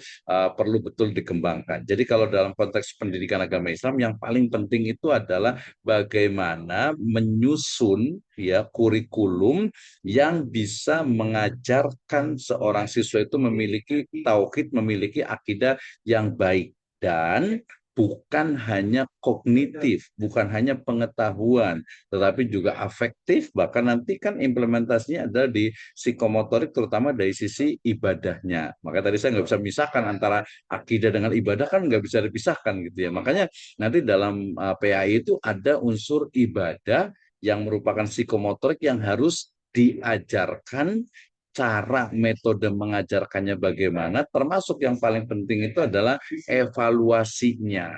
Nah, ini nanti walaupun ada mata kuliah juga ya, pengembangan desain penilaian dan evaluasi pembelajaran. Itu ya. Jadi dimensinya sudah jelas, akidah itu nomor satu, tapi kemudian tidak bisa juga kita akidah terpisah dengan akhlak gitu ya. Karena ini banyak juga terjadi ya, bahkan di beberapa negara ya, dan negara jiran sana itu mereka misalnya itu ya kognitifnya itu masya Allah gitu ya. Jadi misalnya itu mereka hafal Al-Quran gitu ya, hafal Al-Qurannya banyak, tapi kok akhlaknya dalam itu nggak baik ya, atau kok dia punya misalnya itu kekurangan, nah gitu itulah yang dikaji dalam pendidikan agama Islam. Jadi intisari dari kuliah di pendidikan agama Islam itu adalah bagaimana mengajarkan seorang siswa atau bagaimana mengajarkan siswa itu agar ya berislam secara kafah, ya berislam secara benar, memiliki akidah yang bagus, syariah yang bagus, akhlak, adab yang bagus juga. Oke ya, seperti itu. Dan itu nampak atau ada tercatat dalam kurikulum. Makanya kurikulum itu perlu terus kita kembangkan. Oke, terima kasih untuk Ibu Isdaria. Kita lanjut ke Ustadz Agus Nuryaman. Nanti kalau kurang kita boleh tambah lagi. Silakan Ustadz Agus, mangga. Baik, Pak dosen jazakallahu khairan atas waktunya. Sebelum bertanya, saya izin menanggapi dulu ya pertanyaan. Ya boleh, silakan. Iya, yang lain juga harus menanggapi nih, gantian nih, silakan. Tadi Pak Ustadz Pak Muhammad Robi ya terkait Ya, ini Robi. bahwasanya negara Indonesia itu bukan negara Islam, kemudian tidak menerapkan syariat Islam. Nah, mohon maaf, izin menanggapi kalau saya pribadi kurang setuju dengan statement tadi. Statement ya. Apa ya Pak? Kalau menurut saya Indonesia itu negara Islam dan menerapkan syariat Islam, hanya saja catatannya dengan segala kekurangannya. Kenapa disebut negara Islam? Buktinya kan azan dikumandangkan, sholat 5 waktu ditegakkan. Karena ketika Nabi SAW hendak menyerang suatu negeri, ditunggu dulu ketika terdengar adzan dikumandangkan di dalamnya di negeri tersebut, maka beliau menundanya, tidak menyerangnya, tidak jadi menyerangnya. Kemudian terkait syariat Islam, banyak hal yang pemerintah juga mendukung gitu kan. Semisal pernikahan kita semuanya sesuai dengan syariat Islam ya. Maka banyak syariat Islam yang ditegakkan di negeri kita, hanya saja tentunya mungkin dengan segala keterbatasan. Itu kan Pak dosen. Nah, Oke, mungkin lanjut terus. ada tambahan yang lain. Nah, pertanyaan saya di pembahasan kali ini tadi dijelaskan terkait fungsi kurikulum pendidikan Islam. Ya, di mana ketika fungsi teologis, ini keagamaan, di mana kurikulum itu di antara tujuannya menanamkan keimanan yang kuat dalam diri peserta didik.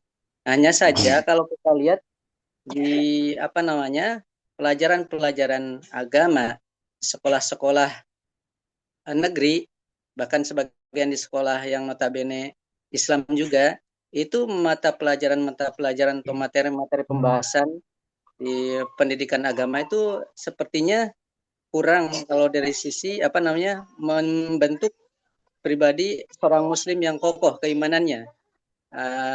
Sebagai contoh beberapa anak didik yang kita tanya itu kan, hatta yang dari IT misalnya ketika ditanya apa definisi Islam, itu bingung apa hakikat Islam itu kan, kemudian konsekuensinya pembatalnya itu kadang tidak ngerti.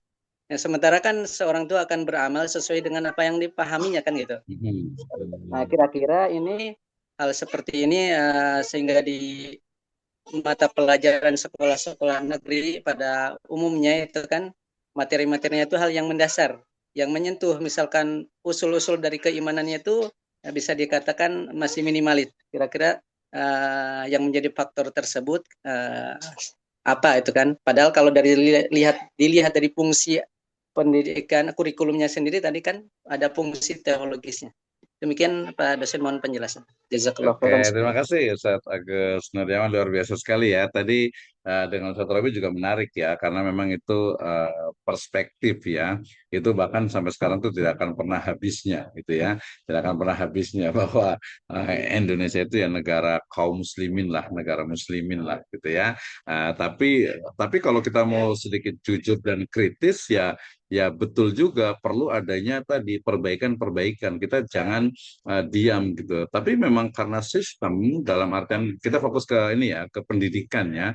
Sistemnya adalah memang dari awal pendidikan terutama di SD, SMP, SMA, SMK itu adalah memang fokusnya adalah keahlian kognitif, afektif, psikomotorik yang sifatnya itu memang ya kalau agak sedikit ekstrim itu bilang berdiri di atas pemahaman sekuler. Jadi agama itu ya seperlunya. Ini ya sistemnya ya. Walaupun dalam praktiknya ya SMP, SMA, SMK itu apa di guru-guru PAI-nya dan juga guru-guru termasuk kepala sekolahnya juga mereka sangat religius juga. Nah, ini juga sebuah ketimpangan sebenarnya. Sebuah ketimpangan ketika misalnya sistem atau kebijakan itu mengarah kepada misalnya itu apa sekulerisme, tapi masyarakat kita yang memang cenderung religius itu mereka melakukan hal-hal yang sifatnya itu memang mendukung keyakinan itu. For example, contoh paling mudah ini agak sedikit sensitif ketika kemarin pemerintahan yang lalu itu membubarkan misalnya LDK, Lembaga Dakwah Kampus ya. Di sini juga mahasiswa kita ada juga yang di S2 ini yang dosen di IPB juga ya, bagaimana di IPB termasuk yang kelihatan tuh di UI gitu ya, kegiatan-kegiatan keagamaan di Masjid UI itu kalau ngelompok 5 orang itu sudah pasti akan dibubarkan. Jadi LDK, Lembaga Dakwah Kampus itu dibubarkan. Akhirnya kemudian mereka berubah ganti menjadi ukhuwah Islam atau apalah gitu ya. Nah itu kebijakan ya. Jadi kebijakannya kadang memang cenderung. Nah ini pentingnya makanya Satrobi nanti harus jadi harus Menteri Agama nih atau mungkin bagian apalah gitu ya. Jadi agar kebijakan itu jangan sampai merugikan umat Islam atau umat Indonesia yang memang religius gitu ya. Nah, memang religius sama juga sebenarnya tadi saya contoh di Singapura itu ketika di sana itu tidak diajarkan agama di sekolah negerinya, ya maka kemudian ya mereka akhirnya apa menyekolahkan anak itu di ada yang di madrasah udah terbatas, sudah nggak bisa lagi dibatasi gitu kan. Akhirnya mereka ya udah oke, sekolah negeri pelajaran umum, kemudian nanti sorenya mereka pelajar di madrasah di sekolah agama. Nah, itu terjadi ini panjang nih ceritanya tentang kebijakan yang sifatnya itu terkadang bersifat sekuler, tapi masyarakat kita itu sangat agamis. Itu terjadi gitu ya. Nah, ini perlu pembahasan khusus nih. Oke ya, itu yang pertama. Jadi tapi ya kalau pendapat saya pribadi sih definisi mungkin tadi ya negara Islam, negara Muslim, tapi mungkin lebih tepatnya negara Muslim aja lah gitu ya. Negara Muslim lah gitu ya. Nah, gitu ya. Oke. Kemudian tadi terkait dengan kurikulum. Tadi yang saya bahas itu sebenarnya itu adalah teori umum tentang kurikulum. Ya, terutama kalau kita menyusun kurikulum dalam konteks pendidikan agama Islam, maka harus ada landasan teologisnya. Walaupun kurikulum yang umum pun dia biasa juga adalah landasan teologisnya. Kalau dalam konteks FKRI berarti landasan teologisnya itu adalah Pancasila. Nah, seperti itu ketuhanan yang Maha Esa. Ya tadi, dan kalau kita pahami balik lagi ke kebijakan dan juga politik pendidikan, itu kalau saya bilang, saya juga memperhatikan juga gitu. Jadi perjuangan orang-orang yang berusaha untuk bagaimana memasukkan nilai-nilai Islam ke dalam setiap kebijakan itu sangat luar biasa. Ya, Kemenak mungkin di tengah fitnah banyak korupsi dan sebagainya, tapi mereka sudah berjuang bagaimana sekolah Islam, bagaimana madrasah, bagaimana juga kebijakan-kebijakan tentang mata pelajaran PAI sampai ke perguruan tinggi itu mereka sudah berusaha gitu ya. Jadi nanti bisa silaturahmi lihat kayak gimana sih sebenarnya ya mempertahankan pendidikan agama Islam di berbagai sekolah gitu ya.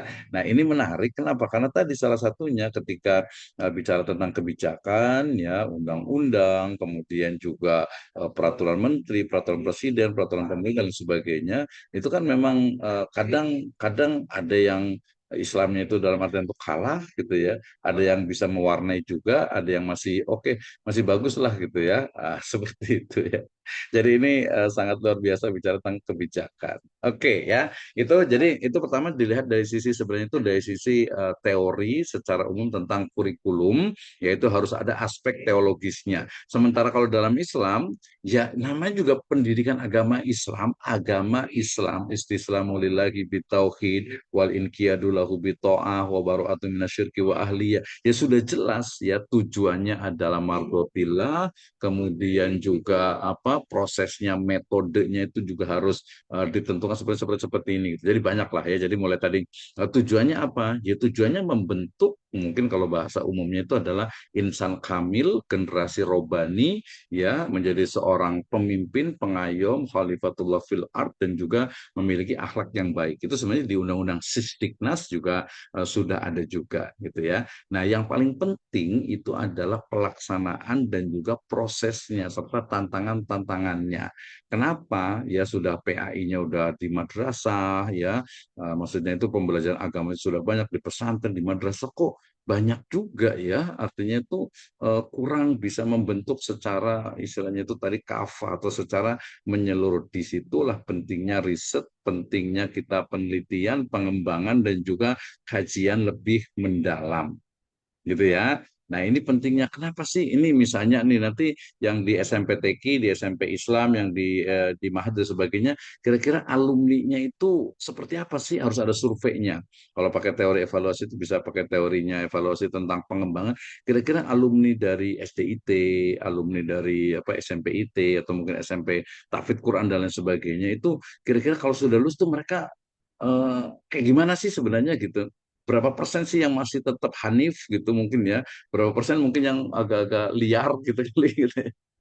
Nah itu juga perlu disurvei untuk melihat gitu ya, walaupun nanti yang namanya evaluasi sebenarnya ya pas proses pembelajaran itu saja sih sebenarnya itu ya, jadi ada batasannya. Oke, kita ke Ibu Zahratul Jannah Puspa ya, yang lain kita tunggu bareng-bareng. Silakan Bu Ustazah, mangga. Bismillahirrahmanirrahim. Baik, jazakumullah khairan Ustaz atas kesempatannya. Alhamdulillah, Ana izin bertanya untuk yang kedua kalinya. Yang alhamdulillah tadi pertanyaan pertama sudah di jam 3:30 tadi. Jazakumullah khairan Ustaz. Ana izin tanya lagi. Seperti ini Ustaz. Kita bahasanya tahu ya Ustaz, zaman itu semakin berkembang, semakin maju. Zaman semakin maju, semakin modern. Nah, pasti semakin berkembang juga, semakin banyak juga model-model atau teori kurikulum yang tadi sudah disebutkan oleh Ustaz tadi seperti teori Taylor, teori Hilden atau konstruktivisme dan lain sebagainya. Yang mana teori atau model-model tersebut itu dicetuskan oleh orang-orang non-muslim atau orang-orang kafir berdasarkan pemikiran mereka, beliau-beliau ini. Nah, pertanyaan saya Ustaz, bagaimana model-model atau teori-teori tadi itu dapat memperkuat relevansi kurikulum PAI dalam menghadapi dinamika peserta didik dan juga tantangan zaman yang berkembang ini. Karena sebagaimana yang tadi Ustadz bilang, kurikulum itu juga harus dirancang secara sistematis untuk menanamkan nilai-nilai spiritual, terus juga akhlak, dan bisa kompetensi yang benar-benar berguna dalam kehidupan sehari-hari. Jadi tidak hanya ajaran saja, tapi juga penerapannya juga. Selebihnya kurang seperti itu, Ustaz. Mohon jawabannya. Jazakumullah khairan, Ustaz. Oke. Nah, jazakallah khairan, terima kasih banyak. Ini justru yang menjadi PR kita nih, pekerjaan rumah kita. Jadi pertanyaannya sebenarnya bagaimana sih pendidikan agama Islam? Bagaimana sih sebenarnya kurikulum agama Islam itu? Apakah mungkin ya dari sisi pelaksananya, apakah seorang anak itu harus hafal Al-Quran dulu sampai usia misalnya itu 6 tahun atau 7 tahun? Setelah itu diajarkan iman, kemudian Islam, ihsan, kemudian juga diajarkan tentang fardu ain, ya diajarkan tentang apa istilahnya itu ulumuddiniyah. Kapan diajarkan untuk ulum kauniyah? Kapan diajarkan ilmu-ilmu umum? Apa nggak perlu gitu ya? Ada satu ponakan saya gitu ya, dia karena dari kecil itu SD, MI, MTS Aliyah itu di apa namanya di Ma'had memang ya, Masya Allah hafalan juga sempat bagus juga, hampir 20 juz kalau nggak salah, walaupun kurang mungkin juga karena lebih ke hafalan penekanannya gitu ya. Tapi yang menarik itu adalah dia itu matematika nggak paham, sosiologi apalagi, antropologi, bahasa Inggris juga tadi bahasa Inggris dan matematika tuh nggak suka banget gitu ya. Nah ini biasanya juga terkait dengan ya our ideology ya, ideologi kita atau cara berpikir kita. Misalnya nih gantian ya, ini kaitannya dengan seperti apa sebenarnya kurikulum pendidikan agama Islam. Ya, misalnya nih kita ambil contoh saja, oke kita hanya belajar diniyah aja, agama aja. Oke, belajar diniyah agama saja, karena biasa ada sekolah istilahnya itu Islam gitu ya. Nah, tapi bagaimana metodenya, bagaimana caranya, bagaimana medianya untuk mewujudkan anak itu agar akidahnya itu kuat. Kemarin kita sudah tanya ya di kelas ini, jadi akidah yang kuat, anak yang soleh, soleha, anak yang cerdas, anak yang berhasil, kuncinya itu ternyata bukan hanya IQ, kuncinya bukan hanya belajar, tapi doa dari orang tua. Masih ingat ya yang kemarin itu. Nah, saya mau tanya ke siapa nih ya? Ke Ustadz Rizky Zulhad Fadlilah kayaknya nih, saya mau tanya nih. Yang kelihatan. Seterusnya saya mau nanya nih, tanyanya juga bukan pertanyaan yang ribet. Seterusnya ketika kalau sudah punya anak nih, ya kira-kira disekolahkan di mana, kemudian ide gagasannya kapan sih mereka tuh belajar ilmu umum dan pendapatnya bagaimana nih? Ya bahasa Inggris, matematika, sampai mungkin ke kedokteran dan lain sebagainya. Kira-kira gimana? Saya Rizky silahkan. Jadi pertanyaan Ustaz tadi, kapan kok seandainya saya punya anak ya? Nah, kapan dia Ya betul. dimasuk Pertama mungkin kalau sunat bisa gitu. terisi anaknya ini disekolahkan di mana? Apakah di misalnya SD negeri, MI, atau SDIT, atau SD Islam, atau di pondok pesantren, salafiyah, atau modern? Alasannya apa? Untuk MI sama MTS-nya mungkin di ini ya, kalau apa, dasar dan menengahnya mungkin di MTS ya, MI dan MTS Islami gitu. Tapi kalau untuk yang Mhm. SMA-nya mungkin saya sekolahin di MAN, MA, tapi yang di luar gitu, umum gitu, negeri gitu. Hmm. Nah, Mhm. Kelihatan mungkin dari ada wajahnya gitu ya, kayaknya. Jadi, mungkin ada jadi beberapa setiap orang. alasan kan. Iya, ya nggak apa-apa. Itu kan kita justru sangat open ya, sangat open Ya, terbuka mau mau SD itu kan silakan. Oke, berarti milihnya itu adalah ya mungkin MTSN atau mungkin tadi MAN ya, MAN karena MAN sendiri sekarang juga udah cukup bagus. Tapi kadang saya juga agak agak bimbang juga. Ini MA atau MAN kok rasa-rasa kayak SMK atau SMA pergaulannya, kemudian gaya istilahnya itu misalnya yang kelihatan kalau pas pensi ya, pentas seni gitu ya. Ini pentas seni ya, kok nggak ada beda antara MTS dengan SMP, antara aliyah dengan SMA gitu ya. Oke, tapi kalau mannya itu udah masih ada Islamnya lah, bagus lah, setuju ya. Walaupun ke SMA juga nggak apa-apa juga. Anak saya mau di SMA aja, SMA negeri, ya kenapa enggak ya silakan itu kan ide. Oke, pertanyaan yang kedua, kira-kira kalau kaitan dengan pembelajaran umum nih, misalnya gitu, itu sebenarnya kayak gimana sih antara umum dengan agamanya itu kayak gimana? Silakan, Ustaz Rizky. ntar. Maksudnya gimana itu apa nih? Masih belum paham Ya, pertanyaannya. misalnya begini. apakah ditekankan kepada oh tadilah karena saya milih MAN gitu ya berarti saya memang fokus ke agamanya aja dulu lah.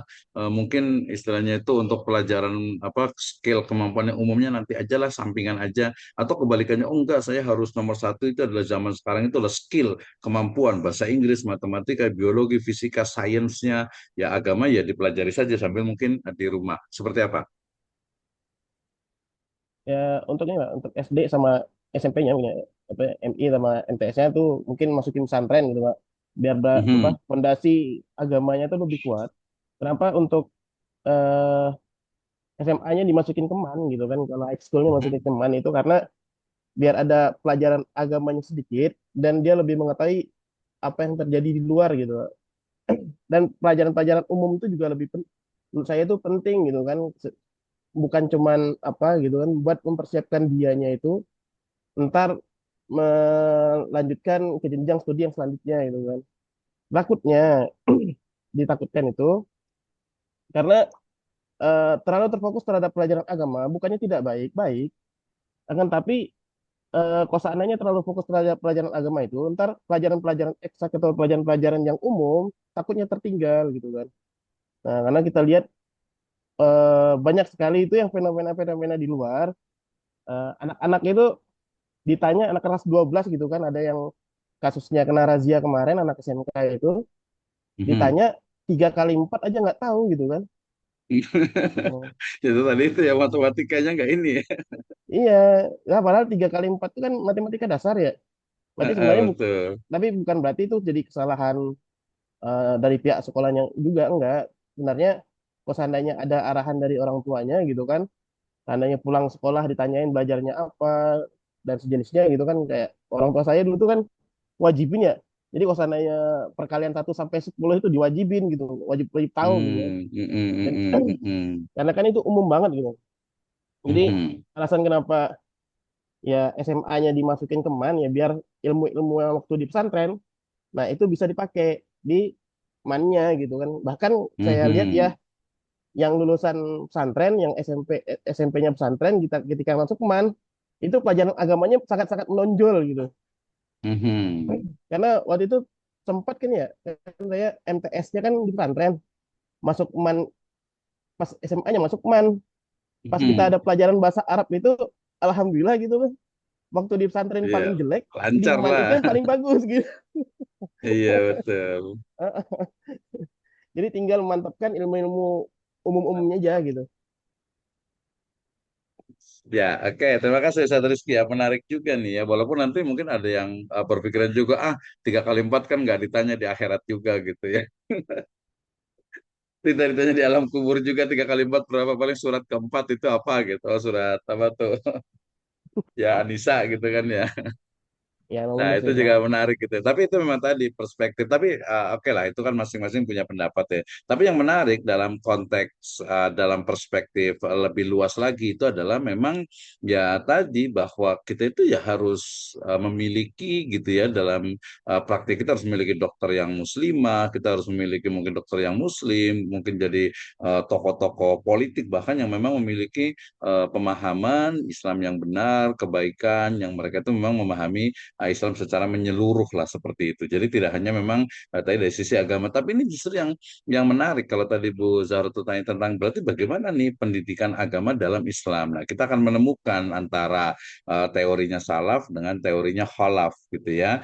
Di mana kalau yang salaf itu misalnya diwakili oleh banyak tokoh ya, Imam Ash-Shatibi, Imam Al-Juwaini, Imam Al-Ghazali, misalnya Ibnu Khaldun juga mereka lebih melihat memang kepada akhlak, adab dan juga etika. Jadi memang di sana itu belum istilahnya itu bersentuhan dengan istilahnya itu sains secara seperti sekarang ini. Kenapa kita berpikirnya sekarang itu tadi saya sebut dengan sains atau ilmu atau ulum kauniyah itu menjadi penting karena memang konteksnya sekarang itu memang tidak mungkin semuanya itu jadi ustadz gitu kan ya. Semua orang mungkin harus ada tadi harus jadi ada yang jadi pilot, harus ada jadi dokter, harus ada jadi ya berbagai profesi gitu ya. Nah ini tapi lagi-lagi kembali kepada mindset atau cara berpikir orang masing-masing gitu ya. Makanya tadi ada ponakan juga yang tadi matematika itu nggak bisa sama sekali, biografi, bahasa Inggris juga nggak bisa sama sekali. Tapi kalau orang tua bilang ya nggak apa-apa kok nggak ada tanya di akhirat ini biar aja katanya. Nah, itu kan juga orang tua. Makanya ini dalam konteks kita bicaranya, kalau di sini tuh bukan bicara untuk pribadi, tapi nggak secara umum. Jadi seperti apa nih pendidikan agama Islam gitu ya. Belum lagi kalau tadi kita lihat pendidikan agama sendiri di banyak ini ya lepas dari sudah penting ya sangat penting, tapi kemudian bagaimana sebenarnya mengajarkan akidah, mengajarkan tauhid, mengajarkan SKI yang tidak sifatnya itu mungkin bukan doktrinal ya, tapi lebih kepada memang student center learning kebutuhan mereka gitu. Jadi mereka tuh butuh loh, mereka tuh butuh Allah Subhanahu Wa Taala, mereka butuh Sang Pencipta, mereka tuh butuh sholat, mereka butuh puasa, butuh zakat. Nah itu yang mungkin berbeda dengan apa yang kita pelajari dulu dalam artian itu dari sisi metodologinya. Anak-anak sekarang ya generasi alpha, generasi beta, generasi Z gitu kan mereka itu berbeda dengan apa yang kita pahami sekarang. Kalau pembelajarannya tadi PI-nya itu ya seperti kemarin saya katakan Mas bicara tentang misalnya rukun kepada rukun iman gitu ya, rukun Islam, apa ihsan dan sebagainya itu terlalu masih monoton ya mereka nggak suka gitu ya, tidak suka. Dalam konteks yang lebih luas biasanya saya kasih contoh yang agak ekstrim ya, agak sedikit orang dewasa ini ya. Kenapa sih banyak orang Islam kok mereka berideologi komunis, PKI misalnya gitu yang lagi rame nih gitu ya. Kenapa seperti itu? Ya, ada yang bisa jawab nih. Kenapa sih orang Islam kok mereka ideologinya kok komunis, sosialis gitu ya? Kenapa itu terjadi? Ada yang bisa jawab nggak nih? Ustaz Sako Ikul Ilmi nih. Coba jawab gimana nih? Silakan. Ya, syukran Ustaz kesempatannya. Kalau Mhm. menurut pandangan Ane terkait orang Islam yang komunis itu salah satunya karena salah guru sih, Ustaz. Salah guru ya. Iya, Ustaz. salah salah belajar lah gitu lah, Ustaz. Eh, eh, eh, eh, eh. Tapi ya boleh lah salah guru. Oke, tapi misalnya nih mereka nggak punya guru nih misalnya gitu ya. Anggap saja mereka tidak punya guru. Kira-kira apa? Kenapa sih mereka seperti itu gitu? Alasan Misalnya yang tidak, kedua, kalau dia oh, tidak ada guru. kalau semisal tidak punya guru gitu, Ustaz. Kalau Mhm. pandangan Ane kalau misalnya orang yang tidak yang belajar tanpa guru ya udah jelas itu aja udah jelas salah ya, Ustaz ya. Nah, itu Maksudnya setan kan gurunya ya. iya Ustaz gitu.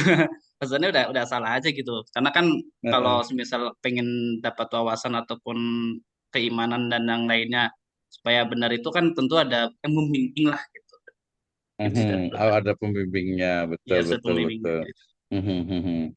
Oke, ada bisa juga, tapi satu sisi itu betul ya jawaban Zat ini betul. Tapi dalam konteks pendidikan orang dewasa, andragogi, sebenarnya mereka tuh berpikir itu kan ketika mereka melihat sebuah fenomena, mereka berpikir. Jadi tadi bukan berarti tidak punya guru, bukan. Tapi ketika melihat kok Islam itu kesannya hanya ritual, kok Islam itu kayaknya nggak pernah istilahnya itu membela kaum buruh, kok Islam itu kayaknya apa namanya sangat mendukung oligarki, sangat mendukung misalnya itu apa pemimpin-pemimpin gitu ya. Disitulah kemudian ada ruang kosong yang tidak diajarkan oleh umat Islam itu ya terkait dengan apa yang ditawarkan oleh ideologi-ideologi komunisme dan lain sebagainya. Sehingga ya memang karena kejahilan, karena ketidakpahaman, karena mungkin tidak mempelajari Islam dengan menyeluruh sehingga kemudian ruang itu kemudian diisi oleh ideologi komunisme, sosialisme dan lain sebagainya ya. Nah, ini penting untuk kita ini kan juga ke masyarakat sama juga di anak-anak juga sama gitu ya. Ketika ada anak MTS ditanya, ya kamu saya udah cerita juga kenapa kamu agamanya apa gitu. Ya saya agamanya sementara ini masih Islam sih katanya. Itu anak MTS gitu. Jadi agamanya sementara masih Islam gitu kan ya karena apa? Karena ya mereka enggak apa ya pembelajaran akidah keyakinan itu mungkin perlu metodologi khusus untuk mengajar anak-anak ya Gen Z lah kita sebutnya. Nah, seperti itu ya. Jadi tidak lagi hanya doktrinal dalam artian oh iman kepada ini begini begini begini. Perlu adanya metodologi dan metodologi itulah yang ada di kurikulum. Maka tadi pertanyaan besarnya adalah bagaimana sebenarnya kurikulum pendidikan agama Islam dalam konteks luas, bagaimana sebenarnya mengajarkan agama kepada anak-anak kita itu dari mulai TK, SD, SMP, SMA gitu ya. SMK itu kayak gimana sebenarnya sih? Itu adalah PR dari calon-calon master di bidang pendidikan agama Islam. Ya mungkin kalau kita di lingkungan kita, di keluarga kita ya udah cukup gitu ya. Tapi kan kita melihatnya itu lebih luas lagi. Oke, masyarakat kita tuh butuh perlu gitu ya. Misalnya dengan menjamurnya sekarang rumah Quran misalnya, oh ramai ya semuanya rumah Quran, hafal Al-Quran semuanya. Tapi kalau saya pikirkan tuh itu bagus sih, sangat bagus sekali. Tapi what's next gitu ya? Setelah mereka hafal Al-Quran tuh mau apa lagi? Apakah jadi ustadz itu mungkin pasti gitu. Tapi kan perlu profesi-profesi lainnya juga memang basicnya adalah dari Al-Quran. Bahkan ada pertanyaan besar nih yang agak sedikit kritis sebenarnya nih. Sebenarnya menghafal Al-Quran itu yang paling ideal dan sesuai dengan teori pendidikan, perkembangan peserta didik dan sebagainya itu sebenarnya kapan sih? Nah, saya menjawab siapa Ustaz ketua kelas kita nih, kayak Ustaz Rizal nih. Jadi kapan sih sebenarnya apa pelajaran atau materi menghafal Al-Quran itu kapan sebenarnya kalau dari pengamatan yang benar itu? Silakan. Yang kaitannya dengan ini ya keberlanjutannya bukan hanya di situ. Setelah hafal Al-Quran, kapan kemudian apa nih yang harus diajarkan lagi? Silakan Ustaz Rizal. Bismillahirrahmanirrahim. Assalamualaikum warahmatullahi wabarakatuh. Waalaikumsalam warahmatullahi wabarakatuh. Waalaikumsalam. Alhamdulillah, wassalatu wassalamu ala rasulillah. Terima kasih Dokter atas waktunya. Anak saat ini kondisi memang masih pemulihan karena sakitnya lama, Dokter, dari Masya Allah, Jumat. syafakallah ya, cepat sehat. Tapi pikiran kan tetap terang benderang ya. Kayak gimana Ustaz nih? Gimana? Silakan. Sebelum Ana mencoba untuk menjawab pertanyaan dari Dokter, Ana sedikit memberikan semacam pandangan gitu ya berkaitan dengan masalah pendidikan di negeri kita yang kita bahas, kurikulum dan sebagainya ya. Sebenarnya saya tuh punya pandangan begini Dokter untuk masalah pendidikan ini. Silakan. Karena memang kita semua bergelut di dunia pendidikan dan memang saat ini juga saya memegang sebuah yayasan dan punya amanah juga anak-anak dari timur itu mereka datang ke sini, kita fasilitasi untuk mereka belajar, mereka menghafal Quran dan sebagainya. Namun dari awal sampai saat ini tuh saya itu selalu berpikir karena memang di yayasan itu memang saya juga sebagai seorang diamanahkan sebagai ketua yayasan, jadi berpikir juga bahwa memang anak-anak ini memang tidak fokusnya hanya tidak bisa menghafal Quran saja, tapi harus ada pendidikan-pendidikan di luar daripada agama itu, misalnya kayak yang tadi disebut-sebutkan, agar mereka juga punya pengetahuan. Dan memang di satu sisi kita juga, saya itu selalu memberikan pandangan kepada anak-anak bahwa kalian menghafal Quran seperti ini, kemudian kalian belajar agama, bukan berarti kalian nanti dikehendaki oleh Allah, atau misalnya kalian jadi seorang ustadz, atau kalian jadi seorang ustadzah. Bukan saja demikian, tapi bisa jadi kalian bisa terjun di dunia yang lain, di mana di dunia itu, di dunia yang kalian akan geluti itu juga akan menjadi wadah untuk kalian berdakwah di sana. Misalnya kalian ada yang di TNI, ada yang di Polri, ada yang di dokter, ada yang di guru dan sebagainya dan sebagainya. Sebenarnya semua di situ adalah wasilah untuk dakwah, ya kan, seperti itu. Makanya saya punya pandangan begini, untuk pendidikan ini kan agar tadi kan banyak contoh tadi, Masya Allah teman-teman berikan sampai ada yang SMA ditanya 3 kali 4 tidak tahu. Ini kan sesuatu yang sangat naif sekali kan. Padahal kalau anak kelas 1 aja bisa jawab kan gitu. Nah ini menjadi PR untuk kita ya, apalagi teman-teman yang sudah memegang pesantren dan sebagainya, bahwa sebenarnya kita bisa gitu kan membuat jadi kurikulum yang sudah ada, tinggal kita membuat program gitu kan. Misalnya kalau misalnya pesantren, kita tidak hanya mengajarkan kepada mereka,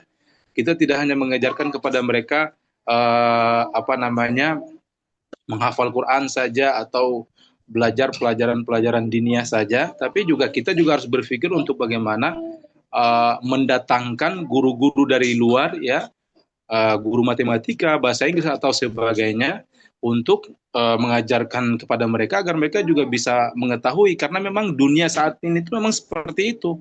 Mereka juga harus tahu dunia luar. Mereka tidak bisa buta dengan dunia luar, tidak bisa. Mereka harus karena memang tantangan zaman seperti itu. Karena ini pengalaman beberapa orang tua murid yang memang sering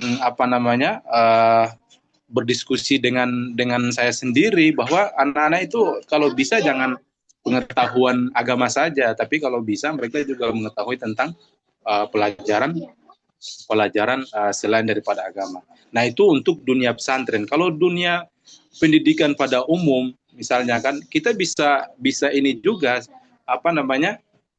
memberikan semacam menyuarakan lah gitu kan kepada pemerintah lah gitu kan, menyuarakan kepada pemerintah bahwa pendidikan agama itu jangan dibatasi dengan waktu belajar hanya sekian ya kan, tinggal bagaimana caranya anak-anak itu juga tidak ketinggalan juga tentang ilmu agama mereka. Itu pandangan saya, mungkin nanti bisa di ini sama Pak dosen. Tahfiz ya Pak dosen ya? Gimana Oke, tadi saya terima lupa. kasih Ustaz Rizal ya, sangat luar biasa sekali sebagai praktisi langsung ya pendidikan agama Islam. Jadi banyak sekali yang kita bisa diskusikan nih. Tadi kan bicara tentang, oke, setuju ya, bahwa pertama adalah hafal Al-Quran, kemudian nanti loncat sedikit jauh ke ujungnya itu adalah TNI, Polri, dokter, pilot dan sebagainya lah ya. Pokoknya profesi lah di situ. Tapi ada justru yang di tengah-tengahnya itu yang paling penting gitu ya. Jadi kadang itu memang karakter dari pertama lembaga pendidikan, kemudian yang paling penting dalam nanti ada materi khusus yaitu penyusunan kurikulum, yang menjadi pertimbangan penting itu adalah karakter dari siswa atau peserta didik itu ya, dan juga tentu saya tadi adalah tujuan dari lembaga. Misalnya Satria, memang tujuan lembaganya itu mungkin dalam 3 tahun itu hafal Al-Quran, ya udah itu aja memang di situ gitu.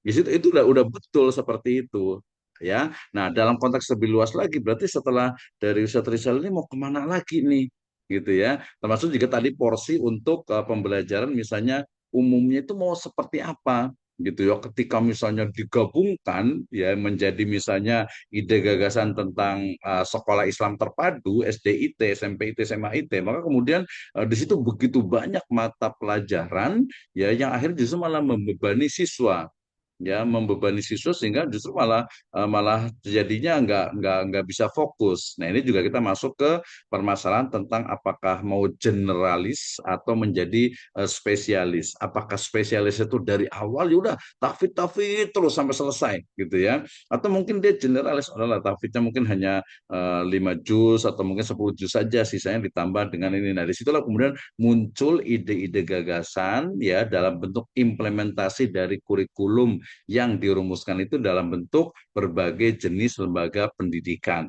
Makanya ada pesantren, salafiyah, khalafiyah, ada madrasah diniyah, ada SDIT, SMPIT, SMAIT, ada sekolah alam, ada kutab, ya, ada berbagai model dari lembaga pendidikan. Ya, awalnya itu adalah jadi berpikir tentang kurikulum. Misalnya kita nggak bisa menyalahkan, bukan menyalahkan dan memang tidak salah gitu. Artinya ada ma'had yang memang fokus sudah diniyah saja gitu ya, ya udah memang di situ gitu ya.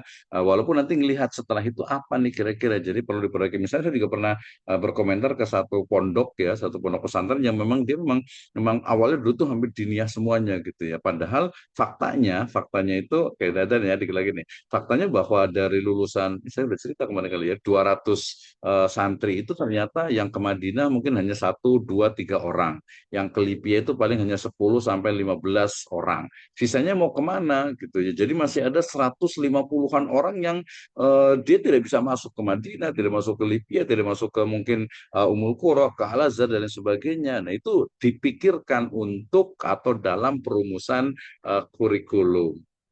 Gitu ya. Jadi banyak sekali nih yang kita bisa diskusikan, terutama untuk bagaimana kita menyusun ya satu pendidikan agama Islam yang mungkin gitu ya nantinya itu akan memang ada kekhususan masing-masing. Oke, Mahat ini tahfidz Quran, Mahat ini mungkin tahfidz hadis, Mahat ini mungkin fokus ke akidah, Mahat ini dia mungkin IT-nya kuat ya, Mahat ini mungkin dia fokus kepada misalnya itu ke AI misalnya gitu ya, ke multimedia dan sebagainya. Tapi di situ kemudian ya ada beberapa yang memang terus perlu diperbaiki dan sinergi.